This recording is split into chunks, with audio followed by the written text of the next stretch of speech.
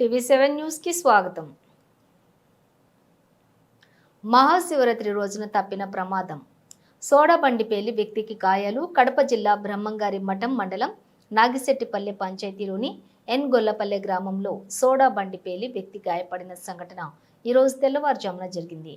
ఎన్ గొల్లపల్లి గ్రామంలో నివాసం ఉండే గార్లపట్టి చైతన్య నందిపల్లె మెయిన్ రోడ్డు కిరాణా షాప్ నిర్వహిస్తూ జీవనం సాగిస్తూ ఉండేవారు. ఈ రోజు మహాశివరాత్రి కావడంతో షర్బత్ సోడా వ్యాపారానికి వెళ్ళడానికి ఉదయం సోడా బండికి ఛార్జింగ్ పెట్టాడు. అనంతరం సోడా బండిని శుభ్రపరుస్తున్న సమయంలో సోడా బండిలో ఉన్న ఫ్రిడ్జ్ పేలిపోవడం జరిగింది. ఈ ఘటనలో చైతన్యకు తీవ్ర గాయాలయ్యాయి. ఉదయాన్నే పెద్ద శబ్దం రావడంతో కుటుంబ సభ్యులు మరియు చుట్టుపక్కల ఉన్న స్థానికులు కూడా భయాందోళనకు గురయ్యారు.